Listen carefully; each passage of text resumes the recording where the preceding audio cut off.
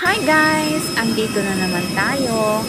Ayan, flight ko na naman. O diba, ang bilis ng panahon, parang kailan lang. Pagkatapos ng isang buwan na vacation, ay nakapagpahinga rin kahit saglit. Pero ito na naman, balik kalbaryo na naman, chari! Eto na guys, palipat na kami. At ito nga, safe flight naman kami. Awa ng Diyos, wala naman naging stranded or anything problem sa aking pag-boarding. Hindi naman tulad ng una. Nung unang flight ko kasi maraming sit ang kanilang airline.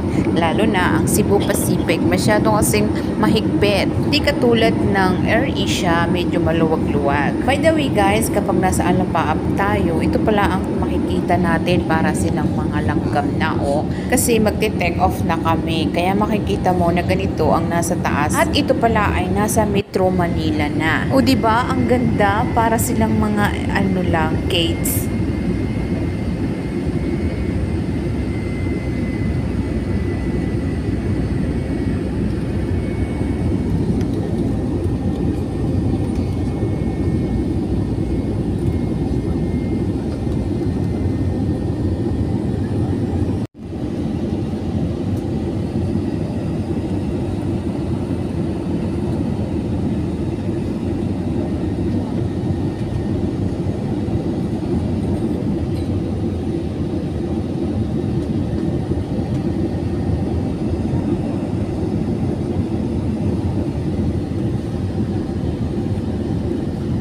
Ayan guys, palapag na kami. Hi! Thank you Lord.